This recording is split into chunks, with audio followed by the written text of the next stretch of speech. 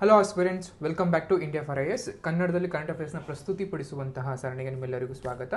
ನಾನು ಶಿವಲಿಂಗಯ್ಯ. ಇವತ್ತು ನಾವು ಡಿಸ್ಕಸ್ ಮಾಡೋದಕ್ಕೆ ಅಂತ ತಗೊಂಡಿರುವಂಥ ಟಾಪಿಕ್ ಬಂದು operation Amrit. So operation Amrit ಏನಕ್ಕೆ ನ್ಯೂಸಲ್ಲಿತ್ತು, ಆಪರೇಷನ್ ಅಮೃತ್ ಅಂದ್ರೆ ಏನು, ಅಥವಾ ಯಾವ ರಾಜ್ಯಕ್ಕೆ ಸಂಬಂಧಪಟ್ಟಿತ್ತು, ಅಥವಾ ಇದನ್ನೆಲ್ಲವನ್ನು ನಾವು ಮುಂದಿನ ಸ್ಲೈಡ್ಸಲ್ಲಿ ತಿಳ್ಕೊತಾ ಹೋಗೋಣ.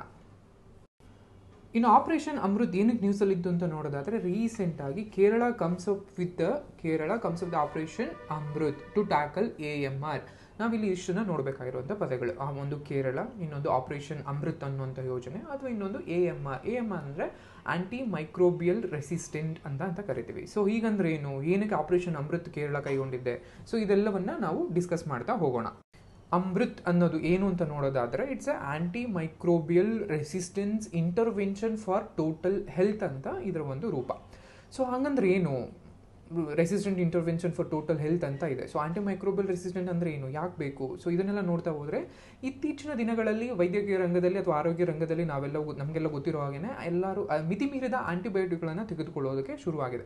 ಒಂದು ಸಣ್ಣ ಪುಟ್ಟ ಜ್ವರ ಬಂದರು, ಒಂದು ಸಣ್ಣ ನೆಗಡಿ ಬಂದರು, ಒಂದು ಸಣ್ಣ ಮೈಕೈ ನೋವು ಬಂದರೂ ಕೂಡ ಯಾವುದು ಕೂಡ ಸೆಲ್ಫ್ ಮೆಡಿಕೇಶನ್ ಅಂತೀವಿ. ನಮಗೆ ನಾವೇನೇ ಮೆಡಿಕಲ್ಗೆ ಹೋಗೋದು, ಯಾವುದೋ ಒಂದು ಆಂಟಿಬಯೋಟಿಕ್ ಟ್ಯಾಬ್ಲೆಟ್ ತೊಗೊಳ್ಳೋವಂಥದ್ದು, ನುಂಗುವಂಥದ್ದು, ಆ ಮೂಲಕ ನಾವು ಅದನ್ನು ರೋಗವನ್ನು ಗುಣಪಡಿಸ್ಕೋತಾ ಇದ್ದೀವಿ ಅಂತ ನಾವು ಅನ್ಕೋತೀವಿ. ಬಟ್ ನಮ್ಮ ದೇಹದಲ್ಲಿ ಒಂದು ರೋಗ ನಿರೋಧಕ ಶಕ್ತಿ ಬೆಳ್ಕೋತಾ ಹೋಗ್ತಿದೆ. ಅಂದರೆ ಈ ಆಂಟಿಬಯೋಟಿಕ್ ಅಂದರೆ ಇದೇನಿದೆ, ಆಂಟಿಬಯೋಟಿಕ್ಗಳು ಮಿತಿ ಮೀರಿದ ಬಳಕೆಯಿಂದ ನಮ್ಮಲ್ಲಿ ಒಂದು ಆಂಟಿ ಮೈಕ್ರೋಬಿಯಲ್ ರೆಸಿಸ್ಟೆನ್ಸ್ ಅನ್ನುವಂಥದ್ದು ಬೆಳೆಯುತ್ತೆ.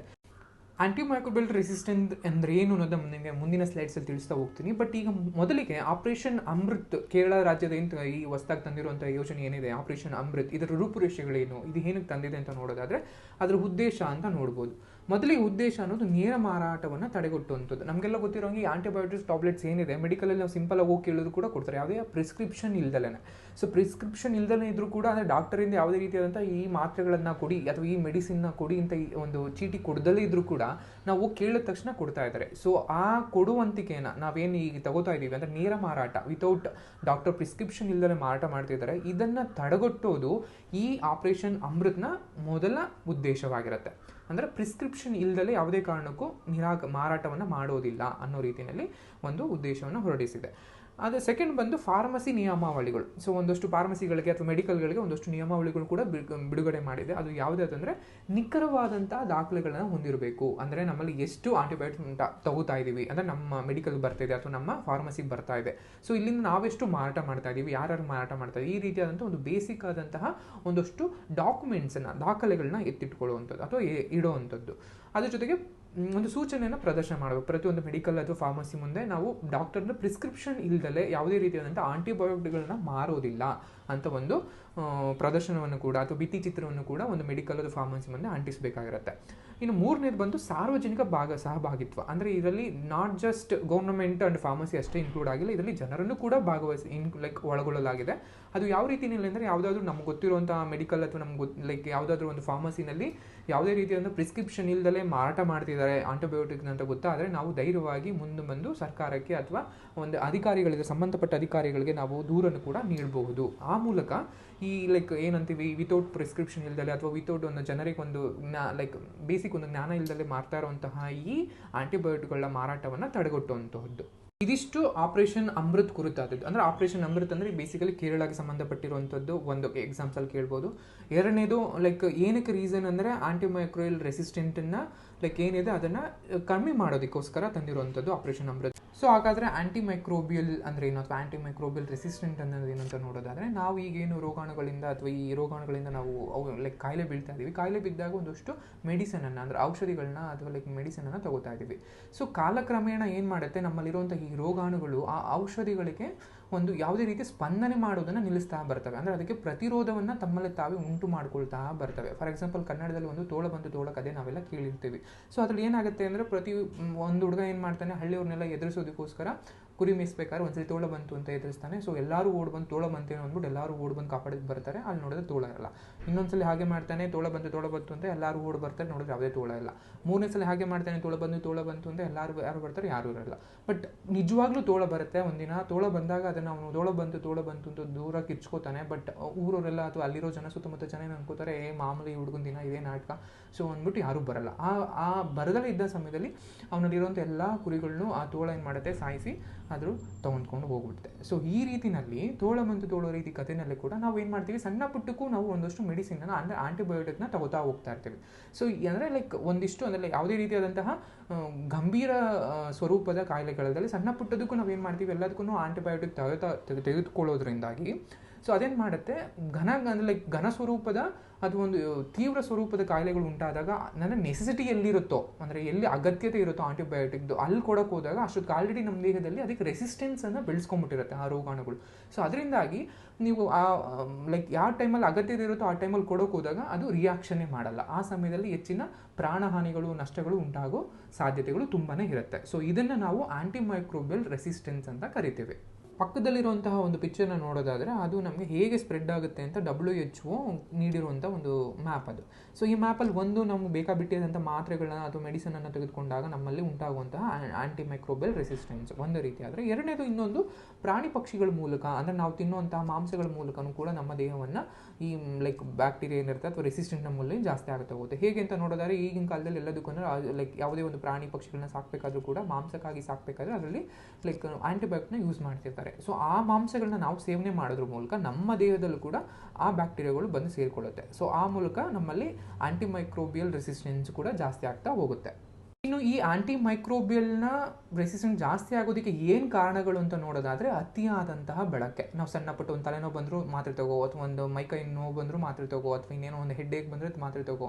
ಸೊ ಅದು ಕೂಡ ವಿತೌಟ್ ಪ್ರಿಸ್ಕ್ರಿಪ್ಷನ್, ಅಂದರೆ ಡಾಕ್ಟರ್ ಯಾವುದೇ ಒಂದು ಸೂಕ್ತ ಒಂದು ಚೀಟಿ ಇಲ್ದಲೇ ನಮಗೆ ನಾವೇ ಸೆಲ್ಫ್ ಮೆಡಿಕೇಶನ್ ಮಾಡ್ಕೊಳ್ಳುವಂಥದ್ದು. ಇದು ನಮ್ಮ ದೇಹದಲ್ಲಿನ AMRನ ಹೆಚ್ಚಳಕ್ಕೆ ಕಾರಣ ಆಗುತ್ತೆ. ಎರಡನೇ ರೀಸನ್ ಏನು ಅಂತ ನೋಡೋದಾದರೆ ನೈರ್ಮಲ್ಯದ ಕೊರತೆ. ಶುದ್ಧ ಕುಡಿಯೋ ನೀರಿಲ್ದಲ್ಲಿರೋದು ಅಥವಾ ನೈರ್ಮಲ್ಯ ಸೌಲಭ್ಯಗಳ ಕೊರತೆಯಿಂದಾಗೂ ಕೂಡ ನಮಗೆ ಆಂಟಿಮೈಕ್ರೋಬಿಯಲ್ ರೆಸಿಸ್ಟೆನ್ಸ್ ಜಾಸ್ತಿ ಆಗ್ತಾ ಹೋಗುತ್ತೆ. ಅಂದರೆ ಹೈಜೀನ್ ಇಲ್ದಲೇ ಇದ್ದಾಗ ನಮಗೆ ಬೇರೆಯವರಿಂದನಾದರೂ ಕೂಡ ಹರಡ್ಬೋದು, ಅಥವಾ ಆ ನೈರ್ಮಲ್ಯದಿಂದ ಕೂಡ ನಮಗೆ ಹರಡ್ಬೋದು. ಇನ್ನೊಂದು ಅಪೂರ್ಣ ಚಿಕಿತ್ಸೆ ಅಂತ ಕರಿತೀವಿ.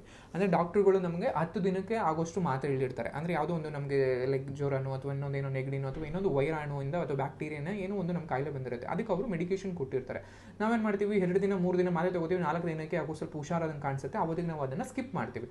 ಅಂದರೆ ಒಂದು ಕೋರ್ಸ್ ಅಂತ ಕೊಟ್ಟಿರ್ತಾರೆ. ಯಾವುದೇ ಮಾತ್ರೆ ಕೊಟ್ಟರು ಕೂಡ ನಮ್ಮಲ್ಲಿ ಒಂದಷ್ಟು ಇಷ್ಟು ದಿನಕ್ಕೆ ತಗೋಬೇಕು ಅಂತ ಒಂದಿರುತ್ತೆ. ಬಟ್ ನಾವೇನು ಮಾಡ್ತೀವಿ, ಅದನ್ನು 3 ದಿನ 4 ದಿನಕ್ಕೆ ನಿಲ್ಲಿಸ್ತೀವಿ. ಈ ನಿಲ್ಲಿಸೋದ್ರಿಂದಾಗಿ ನಮ್ಮಲ್ಲಿ ಆಂಟಿಮೈಕ್ರೋಬಿಯಲ್ ರೆಸಿಸ್ಟೆಂಟ್ ಕೂಡ ಜಾಸ್ತಿ ಆಗುತ್ತೆ. ಸೊ ಅದರಿಂದಾಗಿ ಯಾವಾಗಲೂ ಡಾಕ್ಟರ್ಗಳು ಎಷ್ಟು ದಿನ ಕೇಳಿರ್ತಾರೋ ಅಷ್ಟು ದಿನಕ್ಕೆ ಮಾತ್ರೆಗಳನ್ನ ನಾವು ಪೂರ್ಣವಾಗಿ ತೆಗೆದುಕೊಳ್ಬೇಕಾಗತ್ತೆ.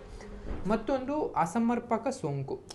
ನಮಗೆ ಹಾಸ್ಪಿಟ್ಲಿಗೆ ಹೋಗಿದ್ದಾಗ ಅಥವಾ ಬೇರೆ ಇನ್ನೊಂದು ಯಾವುದಕ್ಕೂ ಹೋಗಿದ್ದಾಗ ಅಥವಾ ಹಾಸ್ಪಿಟ್ಲಲ್ಲಿ ಒಂದು ಹೈಜೀನ್ನ ಕಾಪಾಡ್ಕೊಳ್ದಲೆ, ಅಂದರೆ ಅವರು ರೋಗಿಗಳನ್ನ ಒಂದು ಸಪ್ರೇಟಾಗಿ ಒಂದು ವಾರ್ಡಲ್ಲಿ ಇಟ್ಟಲ್ದಲೆ ಅಥವಾ ಲ್ಯಾಬ್ಗಳಲ್ಲಿ, ಸೊ ಅದು ಅಕಸ್ಮಾತ್ತಾಗಿ ಸೋಂಕು ತಗಲಬಹುದು ಆ ರೀತಿಯಾಗಿ.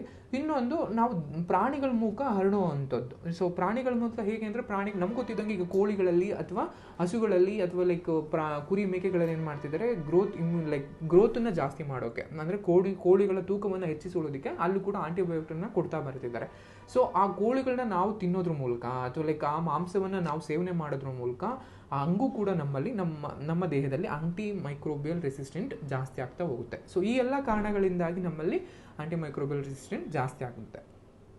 ಇಷ್ಟೊಂದು ಘನಸ್ವರೂಪವಾಗಿರುವಂತಹ ಆಂಟಿಮೈಕ್ರೋಬಿಯಲ್ ರೆಸಿಸ್ಟೆನ್ಸ್ನ ಕಮ್ಮಿ ಮಾಡೋದಕ್ಕೋಸ್ಕರ ಅಥವಾ ಇದರ ವಿರುದ್ಧ ಹೋರಾಡೋದಕ್ಕೋಸ್ಕರ ಭಾರತ ಸರ್ಕಾರ ಏನೆಲ್ಲ ಕ್ರಮಗಳನ್ನ ತೆಗೆದುಕೊಂಡಿದೆ ಅಂತ ನೋಡೋದಾದರೆ, ಒಂದು ರಾಷ್ಟ್ರೀಯ ಕ್ರಿಯಾ ಯೋಜನೆಯನ್ನು ಕೂಡ ಇದಕ್ಕೋಸ್ಕರ ಹೊರಡಿಸಿದೆ. ಇನ್ನೊಂದು AMRನ ಕುರಿತು ದೆಹಲಿಯ ಘೋಷಣೆ ಅಂತ ಕರಿತೀವಿ. ದೆಹಲಿ ಘೋಷಣೆ ಅಂತ ಕರಿತೀವಿ. AMRನ ನಿಯಂತ್ರಣದಲ್ಲಿ ತನ್ನ ಸಂಪೂರ್ಣ ಬೆಂಬಲವನ್ನು ನೀಡಲು ವಿವಿಧ ಸಚಿವಾಲಯಗಳ ನಡುವಿನ ಅಂತರ ಸಚಿವಾಲಯ ಒಮ್ಮತವನ್ನು ಮೂಡಿಸೋದಕ್ಕೋಸ್ಕರ AMR ಮೇಲಿನ ದೆಹಲಿ ಘೋಷಣೆಯನ್ನು ಹೊರಡಿಸಿದೆ. ಅದು ಕೂಡ ನಮ್ಮಲ್ಲಿ ನೋಡ್ಕೋಬಹುದು. ಹಾಗೇನೆ ಆಂಟಿಬಯೋಟಿಕ್ ಸ್ಟಿವರ್ಡ್ಶಿಪ್ ಪ್ರೋಗ್ರಾಮ್ ಅಂತ ಕೂಡ ಕರಿತೀವಿ. ಇದನ್ನು ಕೂಡ ಸರ್ಕಾರ ತೆಗೆದುಕೊಂಡಿರುವಂತಹ ಒಂದು ಕ್ರಮವಾಗಿದೆ. ಅದ್ರ ಜೊತೆಗೆ ಕೋಲಿಸ್ಟಿನ್ ಬಳಕೆಯನ್ನು ನಿಷೇಧ ಮಾಡುವಂಥದ್ದು. ಕೋಲಿಸ್ಟಿನ್ನ ಹೆಚ್ಚಾಗಿ ನಾವು ಕೋಳಿ ಸಾಕಾಣಿಕೆ ಫಾರ್ಮ್ಗಳಲ್ಲಿ ಜಾಸ್ತಿ ಬಳಸಲಾಗಿದೆ. ಅದನ್ನು ಕೂಡ ಈಗ ನಿಷೇಧ ಮಾಡಲಾಗಿದೆ. ಆ ಬ್ಯಾಕ್ಟೀರಿಯಾ ಅಥವಾ ಆ ಆಂಟಿಬಯೋಟಿಕ್ನ ಯೂಸ್ ಮಾಡೋದ್ರಿಂದ ಮನುಷ್ಯರಿಗೆ ಅದು ನೇರವಾಗಿ ಸೇರುವಂತಹ ಎಲ್ಲ ಚಾನ್ಸಸ್ ತುಂಬ ಜಾಸ್ತಿ ಇರುತ್ತೆ. ಆ ದೃಷ್ಟಿಯಿಂದಾಗಿ ಕೋಲಿಸ್ಟಿನನ್ನು ಭಾರತ ಸರ್ಕಾರ ಆಲ್ರೆಡಿ ನಿಷೇಧ ಮಾಡಿದೆ. ಅದ್ರ ಜೊತೆಗೆ ಏಕ ಆರೋಗ್ಯ ಪರಿಕಲ್ಪನೆ ಅಂತ ಒಂದು ಕಾನ್ಸೆಪ್ಟ್ ಇದೆ. ಅದು ಏನಂದರೆ, ಜನರು, ಪ್ರಾಣಿಗಳು ಅಥವಾ ಪರಿಸರದ ಆರೋಗ್ಯವನ್ನು ಸಮತೋಲನಗೊಳಿಸಲು ಸಮಗ್ರ ಮತ್ತು ಏಕೀಕರಿಸುವ ಒಂದು ಏಕ ಆರೋಗ್ಯ ಅನ್ನೋ ಒಂದು ಕಾನ್ಸೆಪ್ಟ್ ಆಗಿರ್ಬೋದು. ಇದನ್ನು ಕೂಡ ಭಾರತ ಸರ್ಕಾರ ಕೈಗೊಂಡಿದೆ. ಇದ್ರ ಜೊತೆಗೆ ಇನ್ನೊಂದು ರೆಡ್ ಲೈನ್ ಅಭಿಯಾನ ಅಂತ ಕರಿತೀವಿ. ನಾವು ಒಂದೆಲ್ಲರೂ ಮಾತ್ರೆ ಮೆಡಿಸಿನ್ ತೊಗೊಂಡಾಗ ಟ್ಯಾಬ್ಲೆಟ್ಸಲ್ಲಿ ಹಿಂದೆಗಡೆ ಒಂದು ರೆಡ್ ಲೈನ್ ಇರುತ್ತೆ. ಅದೇನು ಅಂತ ಹೇಳೋದಾದರೆ, ಈ ಆಂಟಿಬಯೋಟಿಕ್ ಇರುವಂತಹ ಮಾತ್ರೆಗಳನ್ನು ಆ ರೆಡ್ ಸ್ಟ್ರಿಪ್ನಲ್ಲಿ ಇರುತ್ತೆ. ಈ ರೆಡ್ ಸ್ಟ್ರಿಪ್ ಇರುವಂತಹ ಮೆಡಿಸಿನ್ ತಗೋಬೇಕಿದ್ರೆ ಅದು ಪ್ರಿಸ್ಕ್ರಿಪ್ಷನ್ ಇರಬೇಕು. ಮತ್ತು ಆ ಮಾತ್ರೆಗಳನ್ನ ಎಷ್ಟು ದಿನ ಕೇಳಿತಾರೋ ಅಷ್ಟು ದಿನಗಳು ನಾವು ತೆಗೆದುಕೊಳ್ಬೇಕಾಗಿರುತ್ತೆ. ಆಪರೇಷನ್ ಅಮೃತ್ ಕುರಿತಾದಂತೆ ಎಕ್ಸಾಮ್ಸ್ನಲ್ಲಿ ಯಾವ ರೀತಿಯಾದ ಪ್ರಶ್ನೆಗಳನ್ನ ಕೇಳ್ಬೋದು ಅಂತ ನೋಡೋದಾದರೆ, ಒಂದು ಪ್ರಿಲಿಮ್ಸ್ನಲ್ಲಿ ಯಾವ ರೀತಿ ಕೇಳ್ಬೋದು ಅಂತ ನೋಡೋದಾದರೆ, ಈ ಕೆಳಗಿನಗಳಲ್ಲಿ ಆಪರೇಷನ್ ಅಮೃತ್ ಕಾರ್ಯಕ್ರಮದ ಮುಖ್ಯ ಉದ್ದೇಶ ಯಾವುದು ಅನ್ನೋದನ್ನು ಕೇಳ್ಬೋದು. ಆಪ್ಷನ್ ಏನು ಅಂತ ಹೇಳುತ್ತೆ, ಆಯುರ್ವೇದ ಔಷಧಗಳ ಹೊಸ ಮಾದರಿ ಅಂತ ಇದೆ, ಇನ್ನೊಂದು ಕೃಷಿಯಲ್ಲಿ ತಳೀಯವಾಗಿ ಮಾರ್ಪಡಿಸಿದ ಬೆಳೆ ಅಂತ ಇದೆ, ಇನ್ನೊಂದು ಅಕ್ರಮ ವನ್ಯಜೀವಿ ಕಳ್ಳ ಸಾಗಾಣಿಕೆಯ ಒಂದು ಕಡಿವಾಣ ಅಂತ ಇದೆ, ಇನ್ನೊಂದು ಪ್ರತಿಜೀವಕ ದುರ್ಬಳಕೆಯನ್ನು ನಿಗ್ರಹಿಸಲು ಮತ್ತು AMR ಅನ್ನು ಎದುರಿಸುವುದು ಅಂತ ಇದೆ. ಇದು ನಿಮ್ಮ ನಿಜವಾದ ಆನ್ಸರ್ ಆಗಿರುತ್ತೆ. ಅದರ ಜೊತೆಗೆ AMR ಬಗ್ಗೆನೂ ಕೂಡ ಪ್ರಶ್ನೆಗಳನ್ನ ಕೇಳ್ಬೋದು. ಪ್ರಿಲಿಮ್ಸ್ನಲ್ಲಿ ಸ್ವಲ್ಪ ಒಂದಿಷ್ಟು ಸೀರಿಯಸ್ ಆಗಿ ಅದ್ರ ಬಗ್ಗೆ ತಿಳ್ಕೊಂಡಿರ್ಬೇಕಾಗತ್ತೆ. ಇನ್ನು ಮೇನ್ಸ್ನಲ್ಲಿ ಯಾವ ರೀತಿ ಕೇಳ್ಬೋದು ಅಂತ ನೋಡೋದಾದ್ರೆ, ಆಂಟಿಮೈಕ್ರೋಬಿಯಲ್ ರೆಸಿಸ್ಟೆನ್ಸ್ ಇಂದು ಜಗತ್ತು ಎದುರಿಸುತ್ತಿರುವ ಅತ್ಯಂತ ಮಹತ್ವದ ಸವಾಲುಗಳಲ್ಲಿ ಒಂದಾಗಿದೆ, ಚರ್ಚಿಸಿ ಅಂತ ಹೇಳ್ತೀವಿ. ಒಂದು ವರದಿಯ ಪ್ರಕಾರ ನಾವೇನು ಈಗಿನ ತೀವ್ರ ಸ್ವರೂಪದ ಕಾಯಿಲೆಗಳು ಅಂತ ಅನ್ಕೊಂಡಿದ್ವಿ, ಕ್ಯಾನ್ಸರ್ ಆಗಿರ್ಬೋದು ಅಥವಾ ಡಯಾಬಿಟೀಸ್ ಆಗಿರ್ಬೋದು, ಇವನ್ನೆಲ್ಲ ಏನಂತಿದ್ವಿ ಈ 2040-50 ಒಂದು ಕಾಲಘಟ್ಟದಲ್ಲಿ ಇವೆಲ್ಲವನ್ನು ಮೀರಿದಂತಹ ಆಂಟಿಮೈಕ್ರೋಬಿಯಲ್ ರೆಸಿಸ್ಟೆನ್ಸ್ ಅನ್ನುವಂಥದ್ದು ಒಂದು ಘನಸ್ವರೂಪದ ಕಾಯಿಲೆ ಆಗೋದಿದೆ, ತೀವ್ರ ಸ್ವರೂಪದ ಕಾಯಿಲೆ ಆಗೋದಿದೆ. ಇದರಿಂದಾಗಿ ಅತಿ ಹೆಚ್ಚಿನ ಪ್ರಾಣಹಾನಿಗಳು ಉಂಟಾಗುತ್ತೆ ಅನ್ನೋದು ಒಂದು ವರದಿಯನ್ನು ಇದೆ. ಸೊ ಆ ದೃಷ್ಟಿಯಿಂದಾಗಿ ಇವತ್ತಿನ ಜಗತ್ತು ಈ ಆಂಟಿಮೈಕ್ರೋಬಿಯಲ್ ರೆಸಿಸ್ಟೆನ್ಸ್ನ ಎಂಥ ಸವಾಲನ್ನು ಎದುರಿಸ್ತಾ ಇದೆ, ಇದಕ್ಕೆ ಕಾರಣಗಳು ಏನೇನು ಅಥವಾ ಇದರಲ್ಲಿ ಯಾರ್ಯಾರೆಲ್ಲ ಭಾಗವಹಿಸ್ತಾ ಇದ್ದಾರೆ, ಇದರ ಪರಿಹಾರಗಳು ಏನು, ಸೊ ಇದನ್ನು ನಾವು ಹೇಗೆ ಓವರ್ಕಮ್ ಮಾಡ್ಬೋದು, ಅಂದರೆ ಆಂಟಿಮೈಕ್ರೋಬಿಯಲ್ ರೆಸಿಸ್ಟೆನ್ಸ್ ನಮ್ಮಲ್ಲಿ ಏನು ಬೆಳೆಸ್ಕೋತಾ ಇದೀವಿ ಅದನ್ನು ತಗ್ಸೋ ರೀತಿಯಲ್ಲಿ ಹೇಗೆ, ಇದರಲ್ಲಿ ಸರ್ಕಾರದ ಕಾರ್ಯವೇನು ಅಥವಾ ಫಾರ್ಮಸಿಗಳ ಕಾರ್ಯವೇನು, ಅದ್ರ ಜೊತೆಗೆ ಸಾರ್ವಜನಿಕರ ಒಂದು ಕಾರ್ಯವೇನು, ಇವೆಲ್ಲವನ್ನು ನಾವು ಕುರಿತಾಗಿ ಒಂದು ರೀತಿಯಲ್ಲಿ ಆನ್ಸರ್ನ ಬಿಲ್ಡ್ ಮಾಡಬೇಕಾಗತ್ತೆ. ಆ ದೃಷ್ಟಿಯಿಂದಾಗಿ ಆ ಮೂಲಕ ನಾವು ಆಂಟಿಮೈಕ್ರೋಬಿಯಲ್ ರೆಸಿಸ್ಟೆನ್ಸ್ ಅನ್ನುವಂಥದ್ದು ಒಂದು ಜಗತ್ತು ಎದುರಿಸುವ ಸವಾಲಾಗಿರುತ್ತೆ. ಸೊ ಅದನ್ನು ನಾವು ಹೇಗೆ ಓವರ್ಕಮ್ ಮಾಡ್ಬೋದು ಅಂತ ಒಂದು ಆನ್ಸರ್ನ ನೀವು ಬಿಲ್ಡ್ ಮಾಡಬೇಕಾಗತ್ತೆ. ಇದಿಷ್ಟು ಆಂಟಿಮೈಕ್ರೋಬಿಯಲ್ ರೆಸಿಸ್ಟೆನ್ಸ್ ಅಥವಾ ಆಪರೇಷನ್ ಅಮೃತ್ ಕುರಿತಾದಂತಹ ಒಂದು ವಿಡಿಯೋ ಆಗಿದೆ. ಈ ವಿಡಿಯೋ ನಿಮ್ಗೆ ಇಷ್ಟ ಆಗಿದೆ ಅಂತ ಭಾವಿಸ್ತೀನಿ. Thank you.